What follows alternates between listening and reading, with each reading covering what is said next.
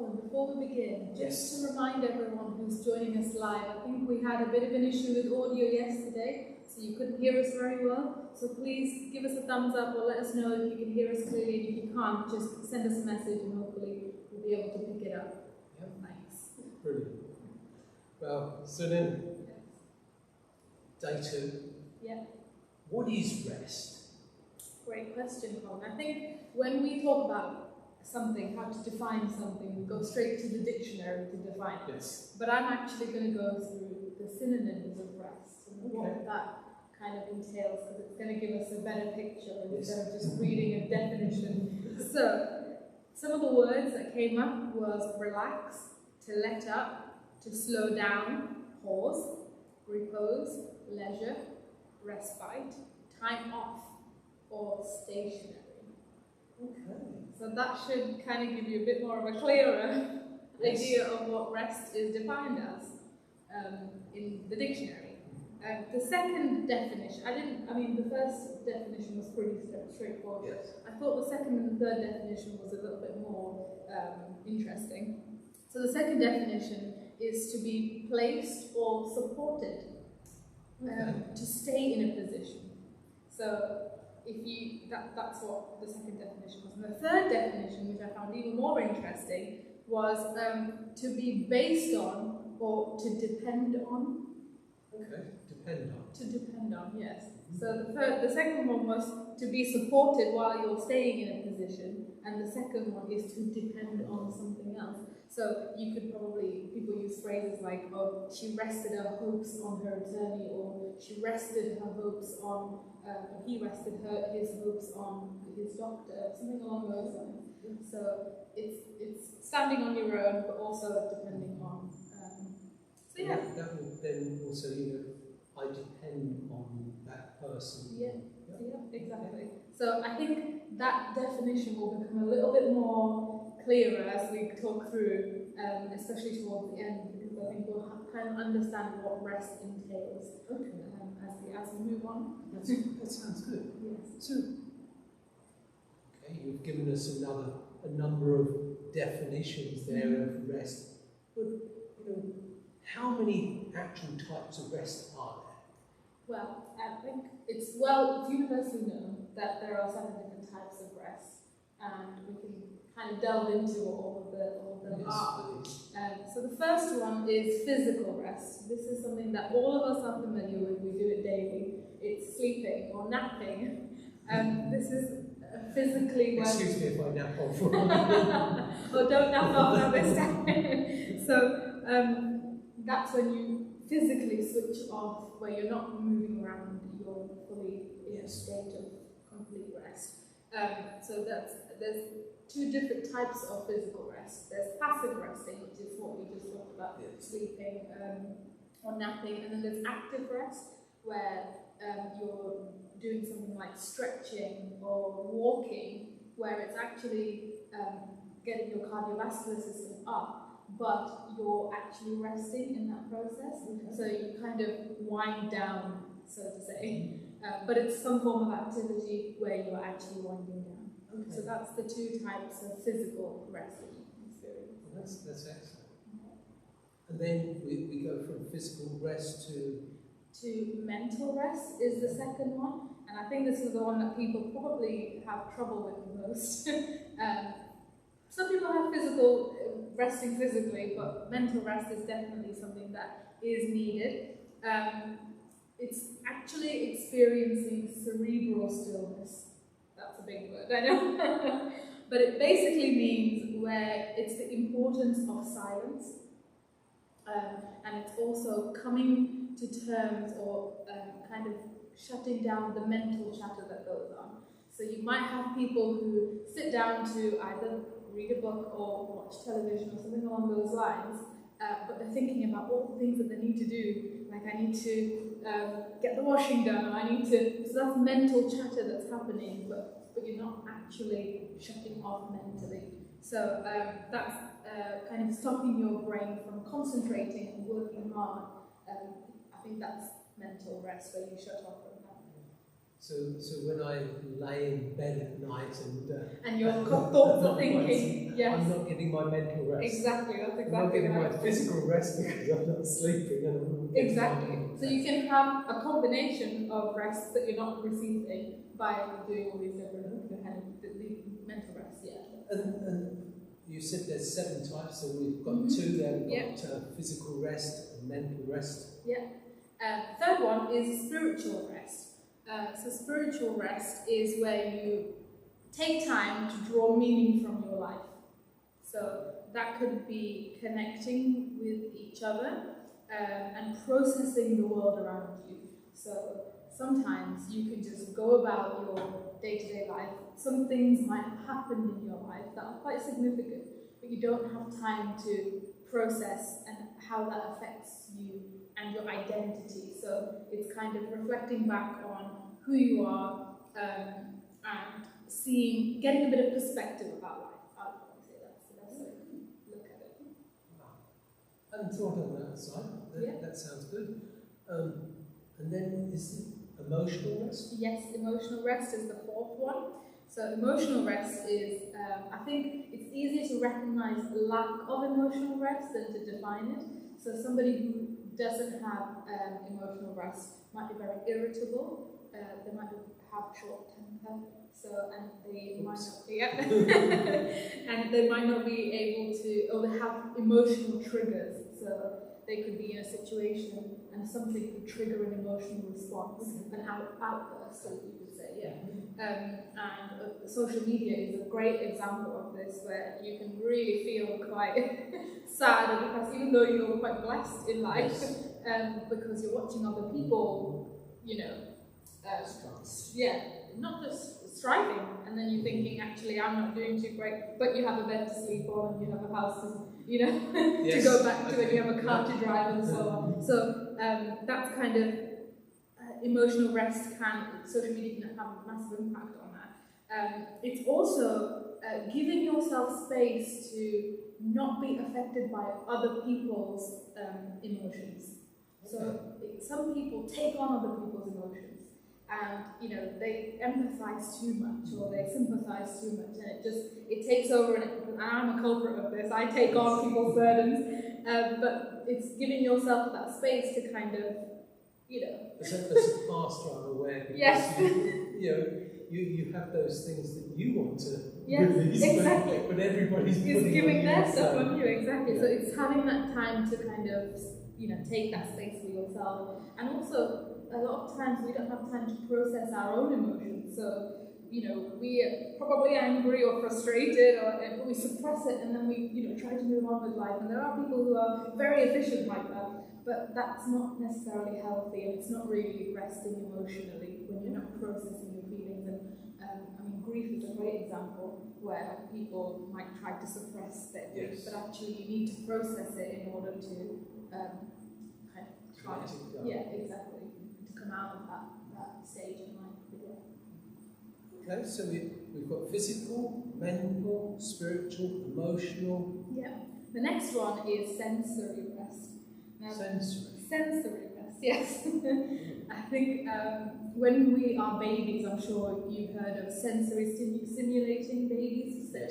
So giving them lots of sound and lots of things to see, colours, all that kind of stuff. Now, as you become older, that could actually bombard you. So things like bright lights, things like sounds, constantly listening to music, or being overwhelmed by sensory input all the time. So that could be like smells, sights. A lot of people take retreats from cities just to kind of get away from the hustle and bustle. So that's the sensory input that your brain has to process on a day-to-day basis. I know a number of years ago I visited a shop, and they were selling Christmas stuff, but there was just so much. I had to walk out because it just seemed there was so much going on. It was just too much. And you're saying that we need that rest from there. So it's not just that physical rest, which probably the viewers there just thinking when we talk about rest, we're talking about physical rest. No, there's more to it. We've got this mental, this spiritual, emotional, sensory. And I mean, just to go back to sensory rest, we've got 5 different senses. So we've got hearing, taste, smell, eyesight, and feeling. So these are all different types of sensory input or feedback or processing that our brain does on a daily basis. So you have to think about taking a rest from all of these different things. And the Bible definitely highlights this as we'll look into a bit further. So we've only done 5. I'll quickly move on to the last 2. Social rest is the next one. Social rest is connecting with other people, thinking about the relationships that we are building around us. So sometimes we can overdo that, where we're constantly with people, but we're not on our own. Right, yes.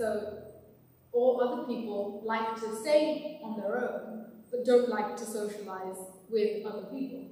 So it's finding the balance of enough socializing, but also taking a step back and kind of having time for yourself. And it works mainly with extroverted and introverted people. Okay. So introverted people are more likely to stay in their own rooms. They like to kind of have time for themselves most of the time, don't like to hang out with people as much. And you can be anywhere on the spectrum, really, kind of it's very wide. And extroverts like to constantly be around people and have so much energy when they're around people. And yet when they're on their own, they don't know how to handle their own company. Yes. Supposed to say that, yeah. So that's social rest. So we've got 6. Yeah.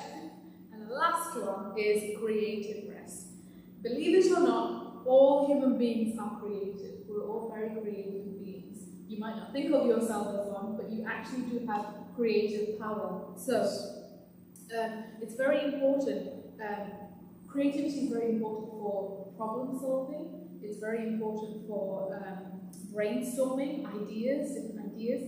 You have to be in a position where you are in awe and in wonderment, or not all the time, but occasionally, because that inspires creativity. So a lot of us are so used to doing monotonous things all the time that we rarely take time to go somewhere that amazes us, that actually helps us to, wonder and kind of be amazed by something. So it could be very simple, like watching the star sky, the stars. Because we're in the city so much, we just don't have the time to just, look at some kind of beauty that impresses us. And it doesn't necessarily have to be nature either. It could be art. If you're inspired by art, then, going out there and kind of spending some time being in awe of something that somebody else has done can inspire your own creativity. So, like I said earlier, each of us are creative beings, and we can all give something to the world in that sense. So having a sense of wonderment is definitely something you need to prioritize. You just brought to mind something. A couple of years ago, I was visiting a friend in France, and we sat outside one evening. I mean, obviously the weather's a lot nicer than here, and we watched the night sky. And during that time, we had 9 satellites went across the sky. The Skylab, or the International Space Station, and we saw a shooting star. And you're right. It wasn't stressful or anything. It was very relaxing. Yeah, exactly. So that kind of rest is super important. I think people probably neglect that a lot, but that's something we need to prioritize. Okay, so we have these 7 types of rest: there's physical, mental, spiritual, emotional, sensory, social, and creative. Well, what does the Bible have to say about Great question. this? I think before we move on to that question, I just wanted to read a quote from a lady called Mary Helen Young. She's a student from the University of Southern California. And she says that the resting brain is far from idle. So actually when we rest, we're not being idle. There's a difference. It's far from purposeless or unproductive. Downtime is essential for mental processing.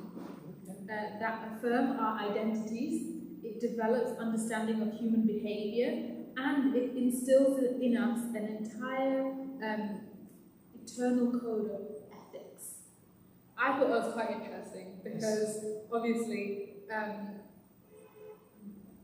to me is what perspective is understanding the relationships that we're building with each other, kind of processing and being able to react to the things that are happening to us in a healthy way, and ultimately having an internal code of ethics that is sound.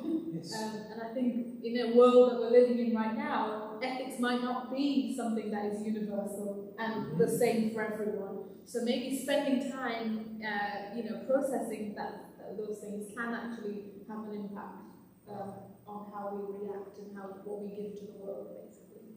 That's certainly something we need to take on board in our daily life. We need to try and we have to be mindful, about making that a priority, definitely. So going back to the question that you asked, so I think I've got a couple of words. I think yesterday we read from Genesis chapter 2. So we'll go there first just to kind of have the introduction to what God did, because yesterday we talked about how God was the example, and then He told us to do what He had done in the first place. So we'll go there, Genesis chapter 2, verse 2 to 3. Let me read that. And on the seventh day, God ended His work which He had made, and He rested on the seventh day from all His work which He had made. And God blessed the seventh day and sanctified it, because that in it He had rested from all His work which God created and made. Yes. So I think it's important to acknowledge that God actually worked 6 days of the week. So He wasn't just sat around being idle. He did something during that time. But on the seventh day, it was set apart where He stopped. It goes back to the definition that we talked about at the beginning, when He ceased or He, repose, a respite, or whatever all those synonyms that we mentioned at the beginning. That's what this is talking about. So He rested. That's our first example. And the second thing that we talked about was that the 10 commandments were given to the Israelites for them to observe, which is in Exodus chapter 20.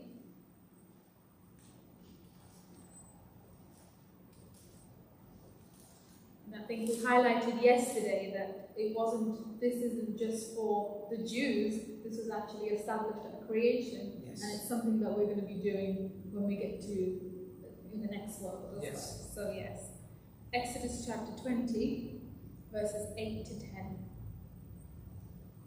Remember the Sabbath day to keep it holy. 6 days shalt thou labour and do all thy work, but the seventh day is the Sabbath of the Lord thy God. In it thou shalt not do any work, thou nor thy son, nor thy daughter, thy manservant, nor thy maidservant, nor thy cattle, nor the stranger that is within thy gates. Would you like me to read verse 11? Yeah. For in 6 days the Lord made the heavens and the earth, the seas and all that is in them, and rested the seventh day. Wherefore the Lord blessed the Sabbath day and hallowed it. Exactly. So again, it's pointing back to the God who created at the beginning that we just read in Genesis. So this is how He expects us to kind of keep the Sabbath. If we move on to the New Testament now, Matthew chapter 11, verses 28 to 30.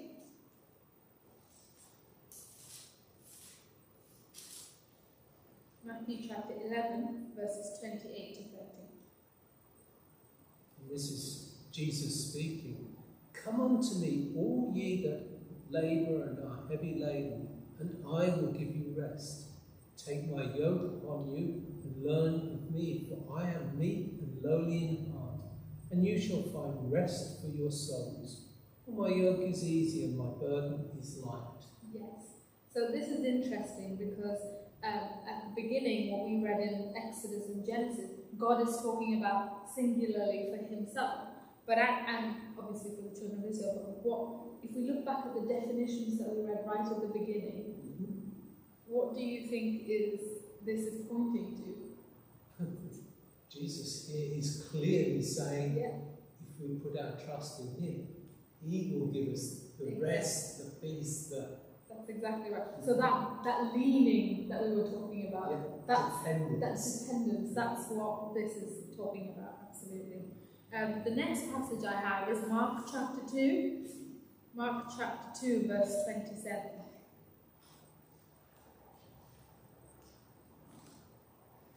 Mark chapter 2 and verse 27.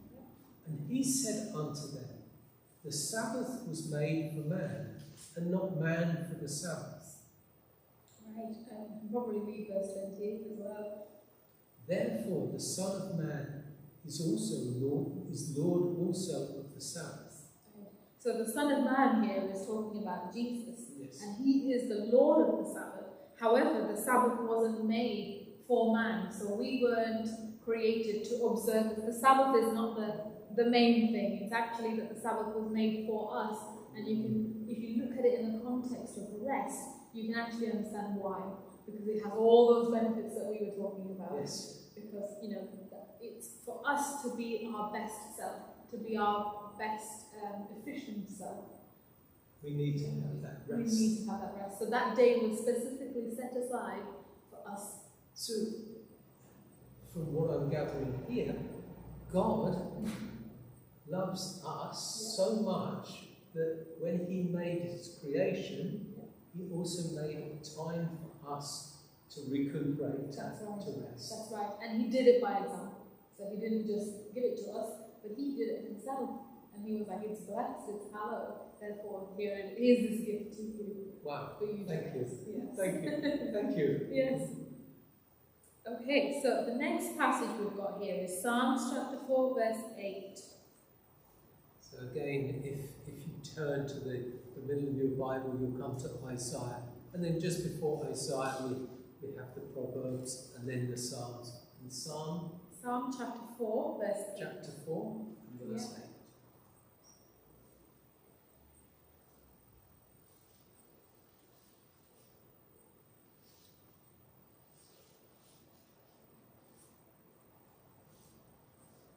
Psalm 4, verse 8. Yeah. I will both lay me down in peace and sleep, for thou, Lord, only makest me dwell in safety. Right, and that's more of an assurance. And I think earlier we were talking about sleep and how people find it difficult to sleep because of the mental turmoil that's going on. And actually what God is saying here is you can lie down in peace and sleep because I am the one that's taking care of you. You're safe. That's very much reassuring, isn't it? It is. The picture you're starting to paint here is very much of a God who loves us and wants to make what is best for us. Absolutely, yes. Isaiah chapter 26, verse 3. I think the Bible is littered with verses that talk about rest and reassurance to us. Isaiah chapter 26, verse 3. Isaiah 26, verse 3. Thou wilt keep him in perfect peace, whose mind is stayed on thee, because he trusted in thee. Oh, wow. So again, that goes back to that mental chatter. So if that mind is rested on Christ, you will have peace. And ultimately, that's what we're all kind of looking for. That mental rest, where we're not constantly being bombarded by, the chatter. Yeah, absolutely. The next passage we have is John chapter 16, verse 33. So we're back into the New Testament. New Testament, yeah.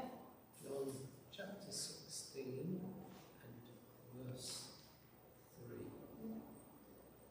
And these things will they do unto you, because they have not known the Father nor me. 33, verse 33. Verse 33. These things I have spoken unto you, that in me you might have peace. In the world you shall have tribulation, but be of good cheer, I have overcome the world. Yes.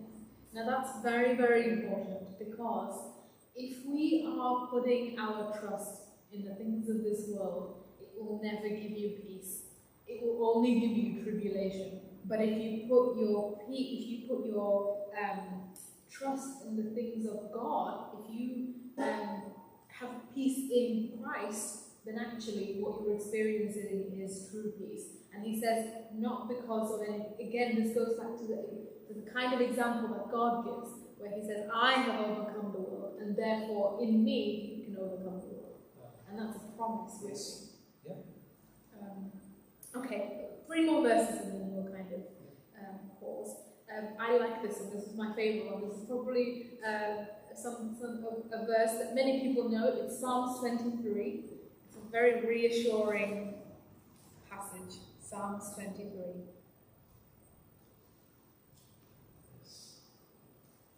Many Christians will know this. This is a very common passage that we read.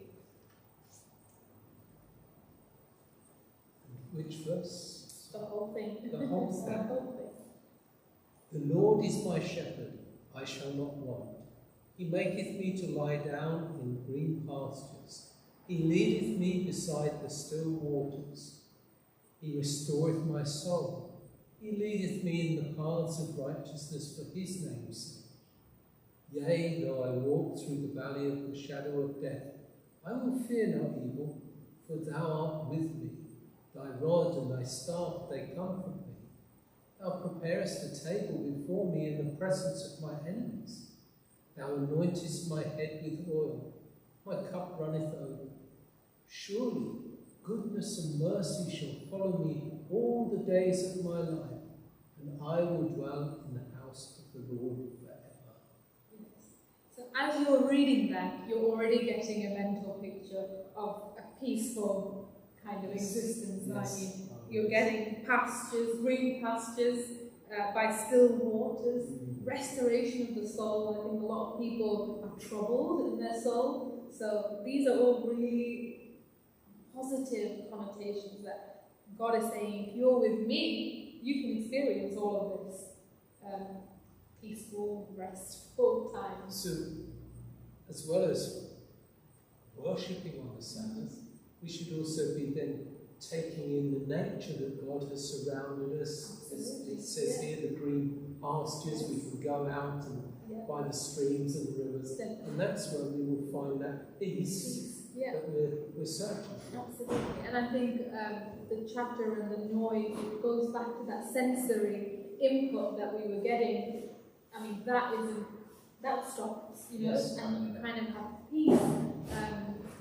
You talk about, in here we're talking about creativity, getting creative rest. So if you're shutting off and kind of going somewhere where there is a babbling brook that you can listen to, or there is a wonderful view of the mountains and a lake, that can be very inspiring for somebody who is constantly being bombarded by man-made things. So finding time in nature is a fantastic way to kind of be at peace and rest. And it reminds you of the Creator, the one who made all of this, going back to Genesis. Yes, and we've seen the love that he has in giving us these rest. Definitely, yes. And the next one I wanted to read was Philippians 4, verse 6 to 7. So this is again in the New Testament. Yes. Philippians chapter 4. So we have Matthew, Mark, Luke, John, Acts, Romans, 1 Corinthians, 2 Corinthians, Galatians, Ephesians, and then Philippians chapter 4. Yes, verse 9 to 11. 9 to 11. Those things which you have both learned and received and heard and seen in me, do, and the God of peace shall be with you. But I rejoice in the Lord greatly, that now the last your care of me hath flourished again, wherein you also carefully, but you lack opportunity. Yes. Not that I speak in respect of one, for I have learned in whatsoever state I am, therewith to be content. Right. So again, being content is such a huge part of finding rest. Yes. I think we kind of feel very entitled at times that we deserve something, but actually being grateful and being content is something that that's always filling. That feeling is always something that can be replaced. Whereas feeling entitled can actually, you will never be satisfied. Whereas being humble and being being grateful can actually satisfy you. So being content is a huge part of resting, really. And I think it says it in verse 9, it's all things that you learn and receive, heard and saw in me, these do, and the God of peace will be with you. So this is Paul speaking, and he's saying, everything you see me do, do accordingly, and God will be with you and will give you peace. Amen. So clearly the Bible has a lot to say about rest. And it all seems to flow back to the God who's given us that day of rest in the first place. Yeah. Hebrews chapter 4 is the last verse we're going to read on this question. So Hebrews. From Philippians we can go on to Colossians and then to Thessalonians and Timothy, past Titus to Hebrews. And Hebrews chapter 4. Chapter 4. Verse 9 to 11. Verse 9 to 11. There remaineth therefore a rest to the people of God. For he that is entered into his rest, he also hath ceased from his own works, as God did from his. Let us labour therefore to enter into that rest, lest any man fall after the same example of unbelief. Yes. Now my translation says disobedience. Okay. So this is really going back to that law that was instilled. Actually, when you're not resting, when you haven't entered into a rest with Christ, it's actually disobeying the law. And it might seem that that's very serious to go from, oh, God is so loving and so, it's promoting this rest, but then suddenly it's like, it's disobedience. Well, that's because rest is such an important part of how we reciprocate our love to God. So the way that God shows us our obedience shows our loyalty to Him, our loyalty to Creator God. So that is why it's such an important part, and why it's so kind of cutthroat and talks about disobedience. So yeah, that's how we observe rest, or how we keep rest according to the Bible. Okay, that sounds really good. So, how to keep true Sabbath rest? Is there a formula? Is there a way for us to keep this true Sabbath rest? Well, I let the Bible explain itself, because I think once it's introduced a concept, it's littered throughout and it kind of explains itself. So we're going to read some more passages if you don't mind. Hey, no, that's great. I think we can go back and to... hopefully, listeners, you're yes. going through these in the Bible. In one place in the Bible, it tells us that we need to check these things to see that what is read is true, because you don't want to just listen to me. You need to be checking to make sure I'm telling you what the Bible says. Absolutely. I mean, if you can follow along with us, if you have a Bible sitting around somewhere, or turn with us and kind of learn to read through it, because that's how it should be studied, from cover to cover, not just taking one passage. So, we read in Genesis chapter 2, verse 2 to 3, and we read Exodus 20. And we're going to read a couple of other passages to kind of go along with that. Hebrews chapter 4, verse 9 to 10 we just read.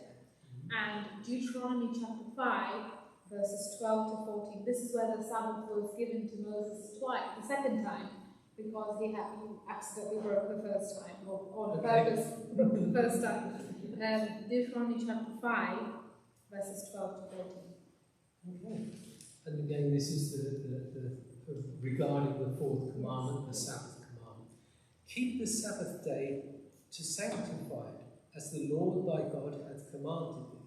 6 days thou shalt labour and do all thy work, but the seventh day is the Sabbath of the Lord thy God. In it thou shalt not do any work, thou, nor thy son, nor thy daughter, nor thy manservant, nor thy maidservant, nor thine ox, nor thine ass, nor any of the cattle, nor the stranger that is within thy gates, that thy master, that thy manservant and thy maidservant may rest as well as thou. Yeah. And verse 15, and remember that thou wast a servant in the land of Egypt, and that the Lord thy God brought thee out thence through a mighty hand and by a stretched out arm. Therefore the Lord thy God commanded thee to keep the Sabbath day. Yes. Now, can you spot the difference between the first time it was written and the second time? It tells you exactly who needs to observe it. Yes. Everyone in your household, including the animals in your house, and it says why, so that they can also rest. So when you're resting, it shouldn't just be a selfish thing. It should be something that should be enjoyed with everyone around you, really. So we should be promoting it and encouraging people in our vicinity to also observe rest, including the animals, including your pets at home. So that is a very important part of it. And the other difference is, at the first time round, it points you back to creation. Yes. It points you back to Creator God. But this time round, Deuteronomy, it actually points you to the God who redeemed you out of Israel.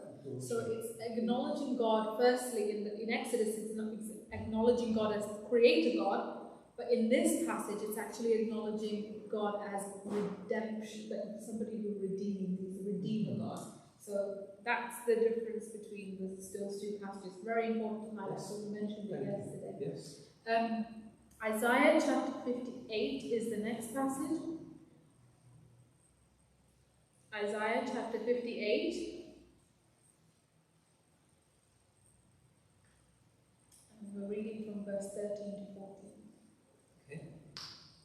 If thou turn away thy foot from the Sabbath, from doing thy pleasure on my holy day, and call the Sabbath a delight, the holy of the Lord, honourable, and shall honour him, not doing thine own ways, nor finding thine own pleasures, nor speaking thy own words, then shalt thou delight thyself in the Lord, and I will cause thee to ride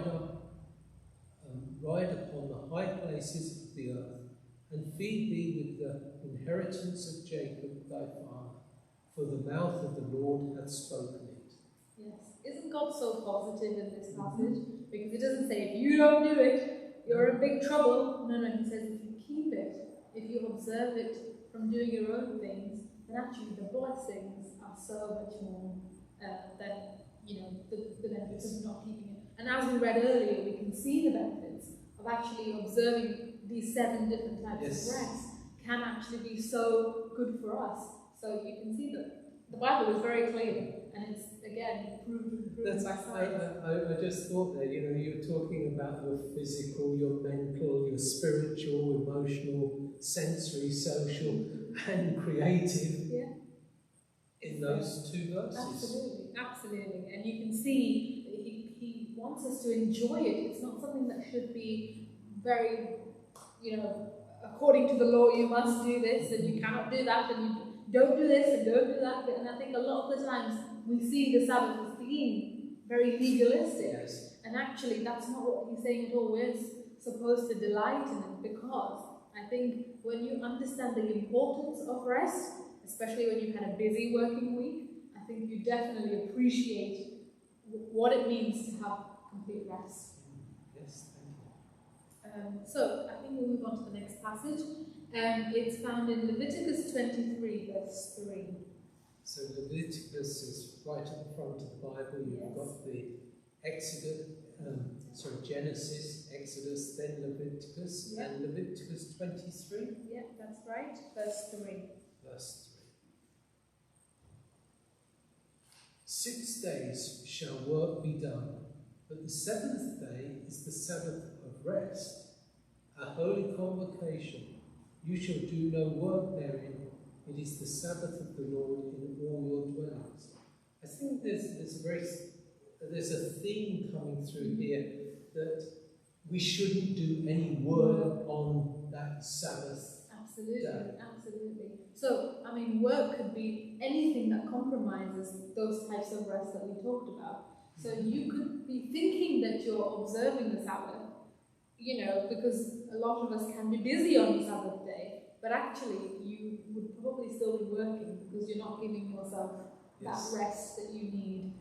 So some people might be saying, or doing things like cooking and, caring for the family, or especially women, we like to, try to make that day pleasant for everyone else, but it's very unpleasant for us ourselves.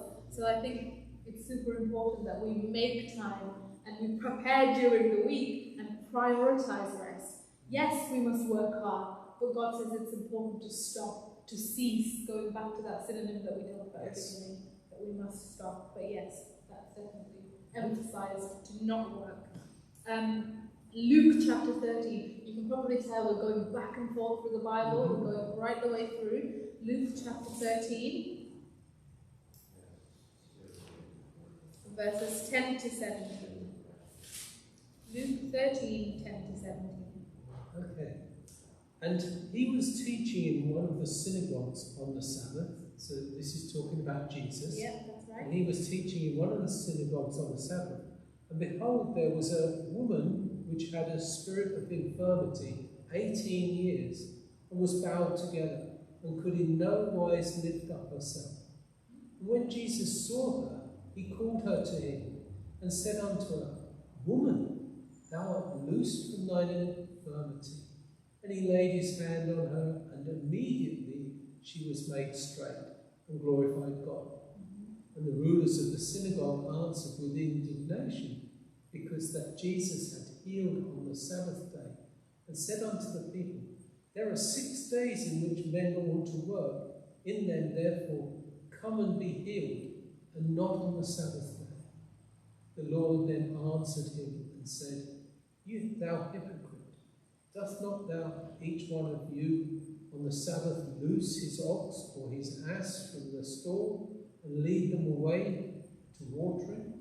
Ought not this woman, being a daughter of Abraham, whom Satan hath bound lo these 18 years, be loosed from this bond on the Sabbath day? And when he had said these things, all his adversaries were ashamed, and all the people rejoiced for all the glorious things that were done by him. Right. So this is talking about Jesus ministering to somebody else on the Sabbath, somebody else who was probably not in a predicament that he was in. He was fine, but this woman had a spirit of an infirmity. And we have people around us that not only are physically ill or sick in hospital beds, especially over the last year when we've been going through some really tough times. All of us have really gone through some tough times. But Jesus took himself out there to reach out to this woman who was suffering and healed her. And I think that spirit needs to be something that we must have when we are resting. So it might be that during the week, you're so focused on building life up for yourself, that you're making money for yourself, that you're making food for you and your family, that you're completely neglecting the needs of society. And I think that is a day that's been set aside, which is what Jesus highlighted here, where we must reach out to those people around us who might not necessarily know about rest, and give them that rest that we're experiencing. So it's not something that we sit in our room, shut ourselves off and rest. No. It's something that we share with people around us so that they may rest with us also. Going back to the commandment about everyone in your vicinity observing your healing. So rest is so important, and it's highlighted here clearly by how Jesus kept it. The last passage, and then I think we'll have to summarize what's been happening, is from Ezekiel 20. So Ezekiel's, again in the Old Testament, if you open to the middle, you'll get Isaiah, and then there's Jeremiah, then there's Ezekiel. Right. And Ezekiel chapter 20, verses 19 and 20.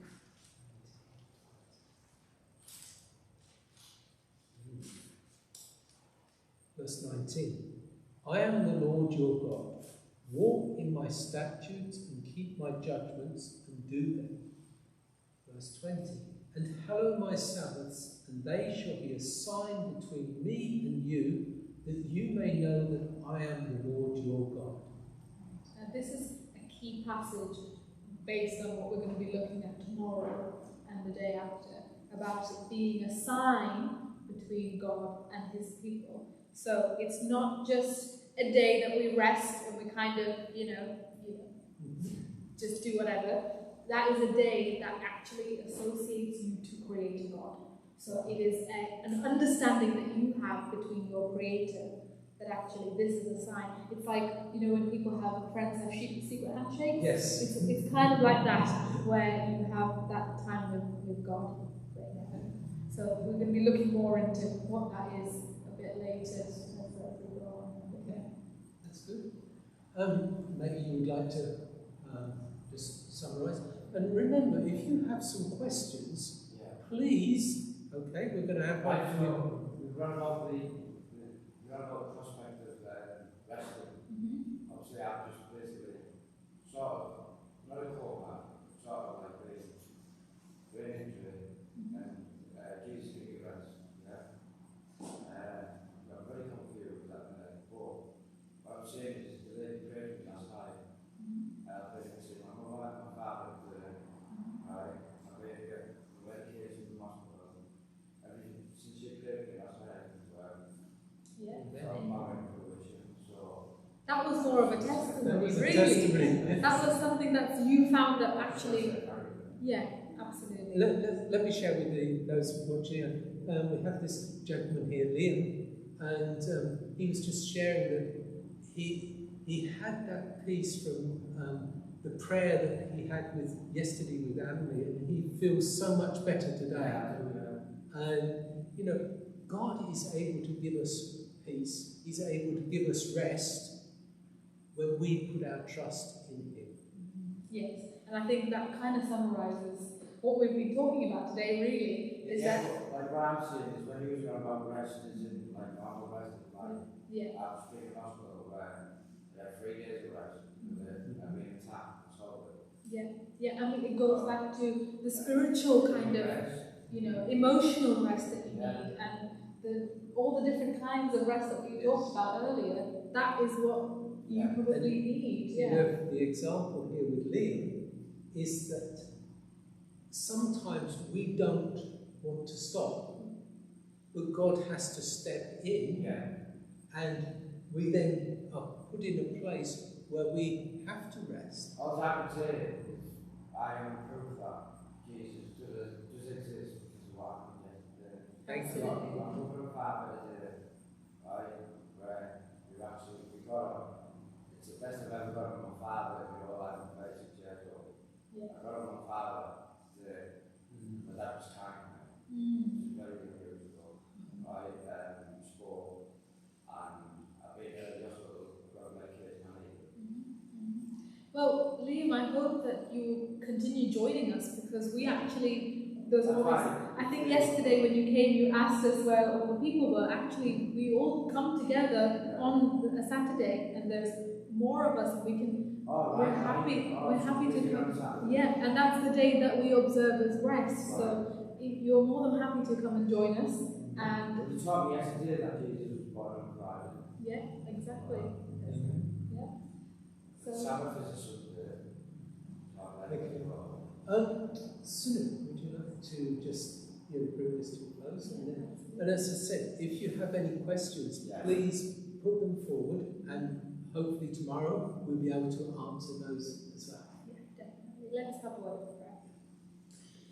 Dear Heavenly Father, we come before your throne of grace to give you thanks for this wonderful day that you've given to us, these 24 hours of rest on your holy Sabbath day, on the 7th day of the week. We thank you that you have allowed us to come together and to look at the topic and to discuss the different ways that we can experience rest and truly enjoy it, especially with the experiences and the relationships that we build around us. We especially want to pray for Liam, who has joined us this evening, and we ask that you be with him and give him true rest, emotionally, physically, mentally, spiritually, all the different types of rest that we talk, creative rest. We ask that you give him the blessing that Christ was talking about. And I'm asking that we all individually reflect and experience true rest, and eventually, hopefully, experience eternal rest with you. Thank you again for all that you have done for us, and as we continue tomorrow to discuss the topic of Sabbath rest and why it's so important, we ask that you continue to bless us. In Jesus' name I pray. Amen. Thank you, everybody.